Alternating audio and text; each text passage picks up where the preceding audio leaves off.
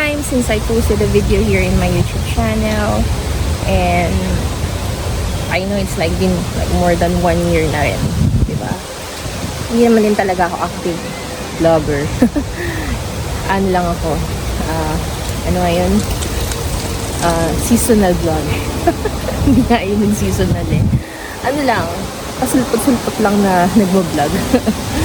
Well, basically, as you can see, I'm not in Saudi anymore. Like the last time I vlogged is I was still in Saudi. I did a apartment or unit tour, and the reason why I resigned. And I told you guys na the reason is I am parang lilipat ako ng car. And ito na nga yung place na yan. And basically, I'm here in USA. So, I migrated here like last year pa. So, it's been like more than a year. So, the time na in-upload ko yun, yung video na yun, na nag-resign ako, I flew here in US. So, I migrated here as a nurse. And kasama ko yung husband ko. We're together. And that's the good news, diba? Kasi like, we're always like afar from each other. Kasi seaman siya and then nurse ako. And basically, coming here in the US makes us like, meron kaming time for each other. And however, sometimes hindi pa rin kami masyadong kasama kasi nga working din siya, working din ako. Pero, nakikita kami, at least, diba, everyday, makikita kami. So, hindi yung parang totally hindi nakikita. Just like, parang video chat lang before. And, as in ngayon, magkasama na talaga kami. So, yeah, basically, yun yung naging update. Magkasama na kami dalawa dito sa US. And, for asking which part of US, dito kami ngayon sa New York nakatira. And more than 1 year na nga kami dito sa New York City nakatira. Happy naman. Kahit paano. A little bit of adjustment lang, pero hindi masyado. Kasi sanay ako eh. Sanay akong tumira sa ibang bansa. I've worked since 22 years old in Jordan. Then, after 3 years, lumipat naman ako to Saudi. When I was about, I think, 25 years old. So, and then, diba?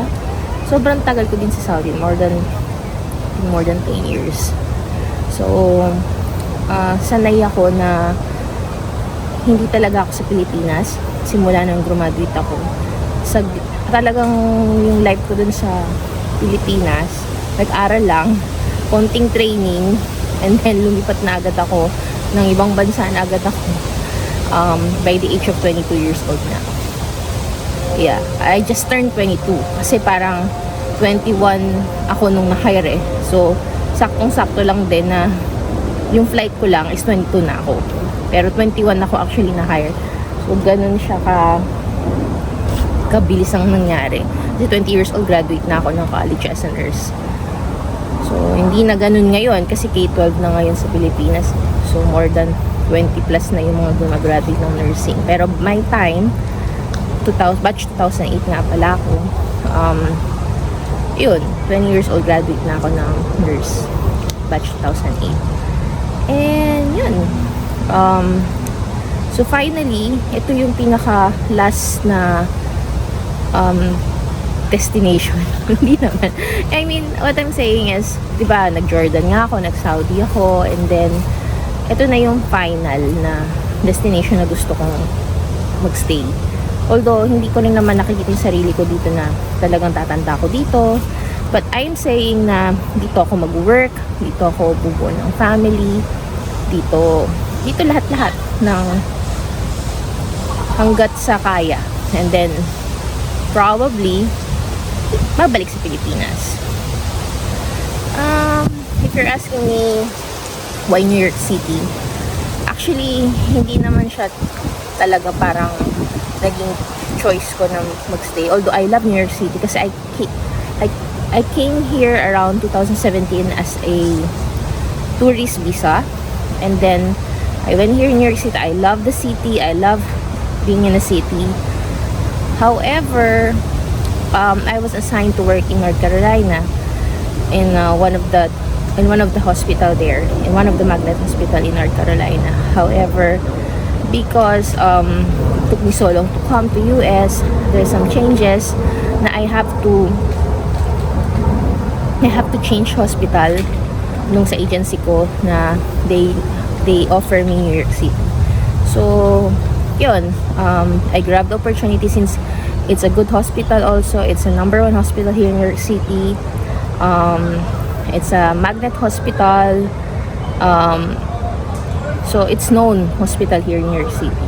So kinrab ko yung opportunity since I'm running out of time kasi I have to go for an interview in the US Embassy and show to them na meron akong hospital na iba. Yun nga. So ayun, dito na nga sa New York City ako na-assign na mag-work. For my contract is gonna run for 2 years and 4 months, and naka 1 year na ako, so konting push na lang matatapos ko na yung kontrata ko dun sa kanila. And then if you're gonna ask me if I'm going to stay here in New York City, depende. For now, I'm okay. I'm okay here in New York. Everything is here. Wala akong masabi when it comes to healthcare, sa pagkain, sa lahat. Ang lapit mo sa lahat. Nandito, city talaga. Kumbaga sa Maynila, nandun na lahat.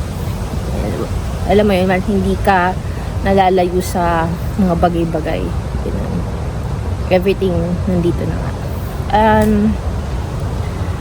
Pero yun nga, kung tatanungin ako kung magstay ako, hindi ko pa sure. Kasi meron namang ibang options eh. Yung option na pwedeng lumipat ng state and maging nurse doon. Pero hindi ko pa sure kung saan. Kasi it's too early to say. I'm still enjoying kung ano yung meron dito. And, ayun. Ano lang, chill lang. Kung ano yung ano yung maging decision later on. Pero for now, dito muna ako sa New York. Nagstay kasama ko yung husband ko, and he's working also as a one of the ferry, kasi nga seaman siya, so parang related yung work niya na nakuha dito sa New York. So okay din naman talaga. Wala naman ako masabing masama sa New York. Sinasabi nila magulo, hindi naman depende naman siguro yun kung saan ka napuntang lugar, di ba? Kahit saan namang lugar may gulo. Pero kung sabihin mo New York laging magulo, hindi totoo yun. Parang Manila lang naman din. Merong crime, pero hindi naman yung talagang crime everyday. Or may crime everyday siguro, pero hindi naman exage lang yung news na sobrang gulo sa New York City. Exage yun. Hindi yung totoo, guys. Siyempre, I've been here na like a year, diba? So, masasabi ko na talaga na okay din ang pamumuhay dito sa New York City. If you are thinking to migrate or to move here in New York. Okay, so another life update. So, ayan guys, nag-iba lang ako ng angle. Kasi medyo ngawit na ako sa kabila. So, ayun. So, dito nga sa New York City na kami nga nakatira. And another life update lamang. As you can see, medyo chubby or mataba ako. Mataba ako kasi I am pregnant! Yay! Oo, guys. Grabe. Alam mo yun, yung parang hindi kami nakagawa sa Pinas. Pumunta yung hubby ko sa Saudi kasi doon siya nagpa-interview. Hindi kami nakagawa doon. Talagang gusto nung baby dito gawin siya sa US. Kaya automatic US citizen siya. Nakakatuwa lang. Nabigyan kami ng isang napaka-gandang gift. And yeah, I'm pregnant. Yeah. So, hindi ako masyadong nagpo-post recently sa mga social media account ko kasi nga at first yung parang hindi ko muna gustong sabihin, syempre parang sa amin lang muna. Ayoko may service sa mga kakilala or something, ganyan. And, pero ngayon, I am announcing it naman. So, I announced it to some of my friends. So, ayun, na-post na rin. I think na-post ko na some of my pictures. Pero, ayun. Soon I'll post also in my Facebook na break yung girly nyo. And ang happy ko lang kasi syempre magkakaroon na kami ng additional one plus one sa family. And dito siya sa America. Happy lang. Kasi yun naman yung plano. Kasi nga lagi kaming long distance yung husband ko. Kasi nga seaman siya, like I said, nurse ako, magkaiba kami. Pag seaman ka, all over the world ka, nagta-travel, diba? And then every 8 months ang baba niya. Every 8 months niya, I'll try na magkita kami. I-schedule ko yung bakasyon ko ng sa saktong baba niya nung nag-work pa ako sa Saudi.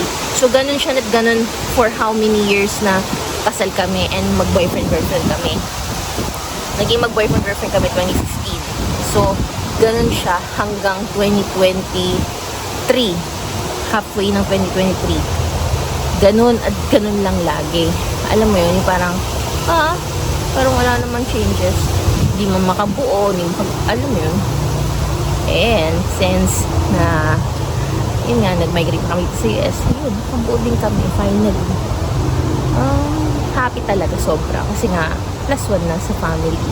Ito na talaga yung masasabi kong family kasi dati parang minsan iisip mo pag boyfriend-girlfriend lang siguro kami. Kasi nga minsan lang kayo magkita sa asawa pero wala pang chikiting. Pero thanks God na nabigyan. Sobrang happy lang. So kaya medyo chubby ang inyong girly. And ang inyong girly ay nandito at nakaupo sa park ng New York. Nag-ano lang, unwind, something like that. Diba?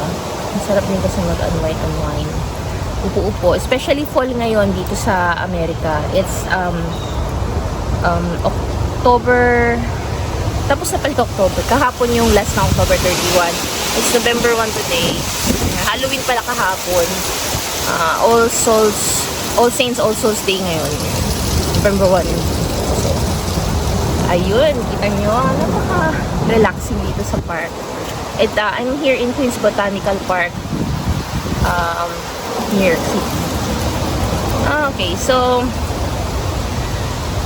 ikiklip ko na lang sa video yung paglipat namin ng house, yung mga nangyari for the past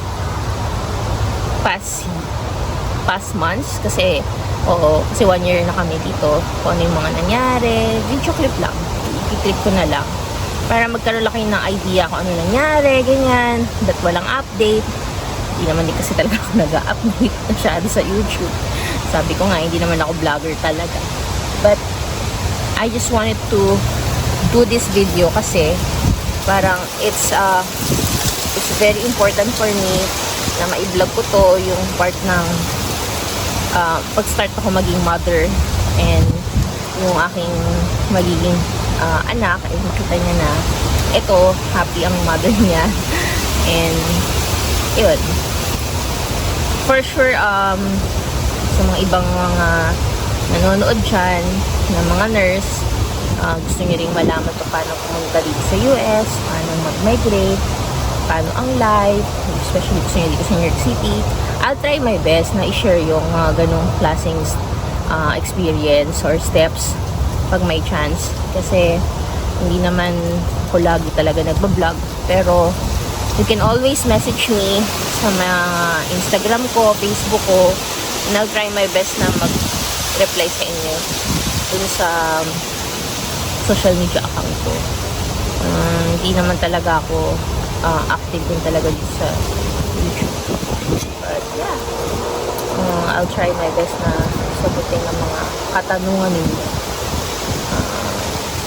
Happy naman ako na nakakatulong din ako sa mga newly graduate or mga nai-inspire na mag-work dito sa US.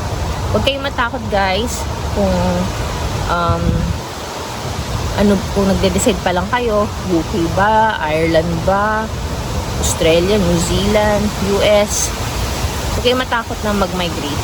Kasi migrating sa ibang state or sa isang country is actually a learning process, no? Like I said, 22 years old pa lang ako, nag-migrate na ako. I mean, I'm living alone in different countries. And I've learned a lot sa sarili ko, sa sarili ko mostly, kung paano living alone, you know.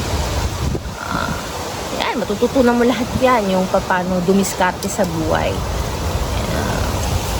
You make friends, you make money, and you make experience. Yun ang pinaka-importante. Hindi matatawaran yung experience na yun. I was able to travel some parts of the world. Yun, talagang ang laking bagay nung pag may sarili kang kita and kapag pundar ka ng sarili mo. And I wanted to share that with you sometimes on my chance. Hopefully, one of these days, lagot ako pag may chance. Ano bang gusto nyong topic? You can leave a comment or send me a message. I'll try my best. And of course, i-update ko rin kayo sa baby ko. Yeah, happy lang ako.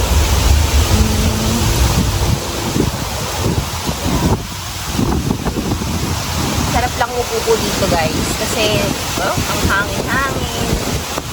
Puro yung puno lahat. Nalalaglag na yung mga halaman. Laglag yung mga halaman. Yung mga dahon nila. Fall na talaga. Sobrang saya. I love fall and I love a new start. Kasi feeling ko fall is a new start for a new life. Diba? Ayun lang guys. Like I said, i-clip ko na lang at the end of this video yung mga nangyari for the past months na nandito kami sa US ng aking hobby. Yan. Ayun guys. Hopefully to see you guys back again here in my YouTube channel. See you around and have a nice day. Bye bye.